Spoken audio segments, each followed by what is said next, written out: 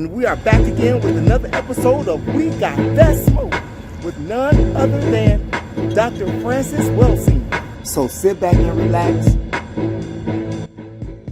When I was an undergrad, I went to Antioch College in Yellow Springs, Ohio. And I remember coming home and, having dinner with my family and grandmother and parents and my sisters at the dining room table. And so I made an announcement. I'm a Marxist. And my grandmother said the more education they get, the dumber they get.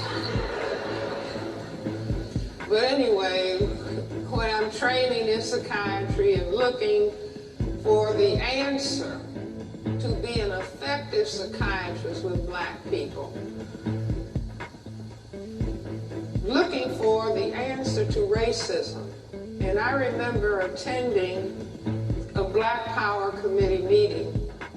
And as a matter of fact, I was doing a fellowship in child psychiatry at that point. And I would get a voice. And if you get a voice in here, you need to see a psychiatrist. If you get a voice in here, I think that's God talking to you. And the voice would say, and I would be writing up cases at the end of the day, and the voice would say, go to a Black Power Committee meeting. Just quietly. It wasn't frightening. So when ministers say they get a call, and I kind of know what they mean. And so this would happen over and over and over again. Again, it was subtle, very subtle, nothing to shake you up or anything, because I didn't go to meetings. And so I finally went to a Black Power Committee meeting.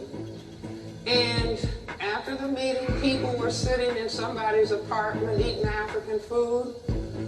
And a gentleman was on the other side of the room. And I heard this man say, mind you, I'm looking for further answers to racism. And I hear this gentleman over there in the other corner saying racism is a system. And it's like my mind, I'm looking for, they say when the student is ready, the teacher appears. And so I started talking to this person. The gentleman's name was Neely Fuller Jr. He wasn't a college professor. He was a guard at the Bureau of Engraving in the District of Columbia, where they print the money. And this man had started writing about racism in the mid-1950s when he was in the Korean War. And he said he was seated on his station was on a radar site up in the mountains in Japan. And he started thinking about racism and thinking about what was going on in this country, in this part of the world. And he said that the language of segregation and desegregation didn't make much sense on that mountaintop. And he started thinking that racism is a system. Now I want to repeat after me. Racism is a system. Now I consider this gentleman one of the most profound thinkers of any color in the 20th century. Remember, we started the 20th century with our great sociologist, historian, Dr. W.E.B. Du Bois. And Dr. Du Bois told us in his book, Souls of Black Folks, in 1903, that the problem of the 20th century is the question of the color line between the lighter and darker races of mankind. And then mid-century, Neely Fuller Jr. came along with his book, and I hope that everybody will get his book who doesn't have a copy. His phone number is 202-484-5461. But it is a profound statement, analysis of looking at racism as a total system structure that functions in all areas of people activity: economics, education, entertainment, labor, law, politics, religion, sex, and war, for the ultimate purpose of maintaining the power equation of white power over a relative non-white powerlessness. So being a psychiatrist, and at that point, that's the, mid-1970s, late 1960s. We would sit up in my apartment, and that was when, you're at an age you can sit up and debate till 3 or 4 o'clock in the morning and get up and go to work. That's not the case today. But I would listen to the discussion of Mr. Fuller. We had another colleague, Dr. Carl Hutchinson. He's deceased, Chicago physician. He was training in orthopedic surgery. And Mr. Fuller had a beautifully hand-printed, might have had 1,800 pages of beautifully handwritten notes, documentation of his ideas that he carried around in his suitcase. Dr. Carl Hutchinson said, I will type this manuscript in between surgical cases. And so he took the handwritten manuscript and typed it, and I spent the next 17 years saying, this has got to be printed, so, got to be published. And so by 1984, it was published. But I started raising the question. Psychiatrists always, old school psychiatrists, I say new school psychiatrists, are just supposed to, oh, you're depressed? Well, let me write a prescription. You see, oh, you're anxious? Let me write a prescription and goodbye. I'll see you next time for another 15 minutes. I'm old school. I see all my patients for 1 hour. I believe that you have to talk to people and understand, and then help them understand so that they can graduate from the psychiatrist and go forward because they now understand reality in a different way. So I started saying, well, why? If indeed, and I say racism as a dynamic, racism as white supremacy has been the reality that black people all over this planet have faced for the last 500 years. There's never been a moment, there's never been a minute, there's never been a day, there's never been a week where we have not been confronted with racism, white supremacy as a system. Never a half a minute. So I said, well, why would such a system be developed? And Mr. Fuller used to say to me, Francis, it's not important why, just learn what the system is. But, the psychiatrist in me, I gotta understand why. See, that's where little children are brilliant. Little 2-year-old people, little 3-year-old people, they start saying, why? Why? And older people get annoyed, shut up. But don't ever tell a child. If a child is saying, why, mommy? Why, granny? Why? You may not know the answer. Just tell the child, I don't know the answer, but I'll try to find out for you. And if I don't find out and you study and learn, you'll find out. But the question why is what turns on the brain computer. The child is asking about cause and effect. And if you can begin to understand cause and effect, you begin to get a handle on dealing with reality. So I raised the question, well, why this reality of racism? As I said, my grandfather died in 1909. And he's talking about the problem of color.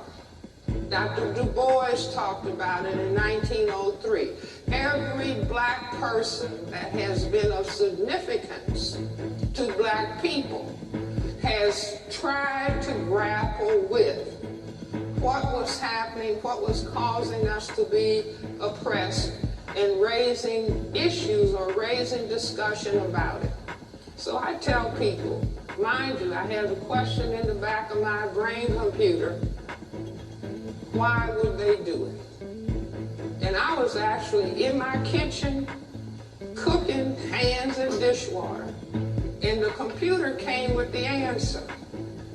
And what I started thinking about was things that were said within the system. Number one, the system said that we, as people of color, were minorities.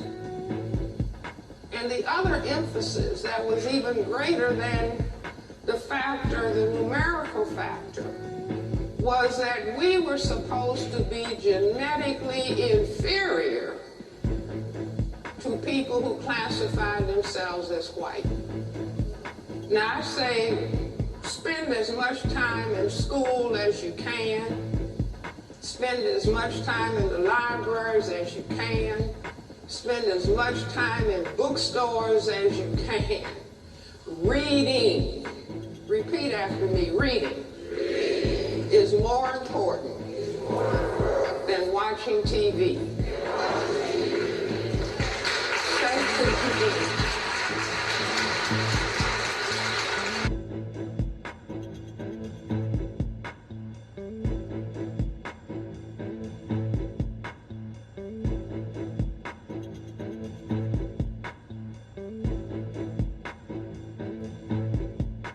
Reading is more important than watching TV. See, everything is in books.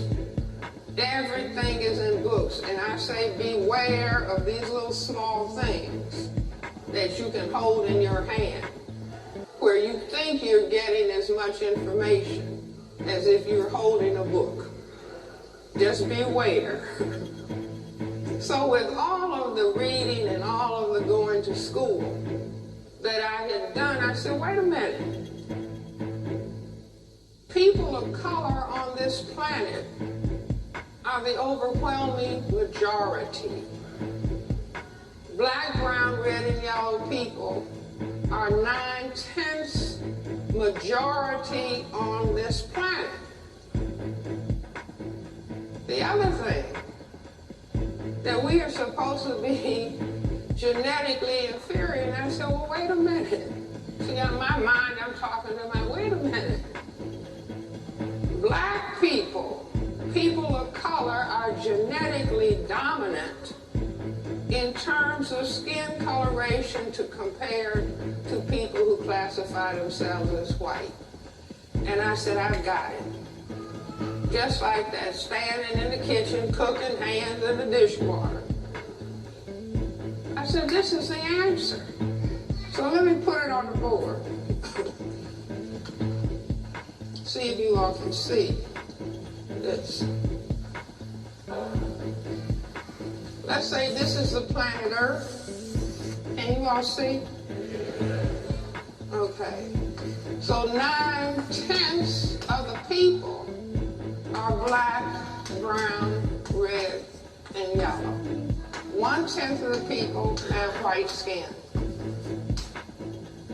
Instead of the people being genetically inferior, the people who can produce the black pigment melanin are genetically dominant.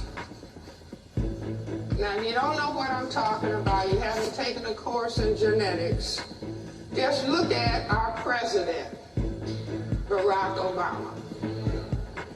The president's mother is white. His father is black. Because the ability to produce that black pigment is dominant, and the inability is a recessive genetic trait. So black plus white could only produce black. Are you all with me? So I said, now what am I doing? Let's say that this is planet Earth and this is Europe. and this is 1492. And Columbus started European people coming out and moving, little boats coming out of Europe, beginning to circumnavigate the planet. Every place these white gentlemen landed, they found colored people. Colored people everywhere.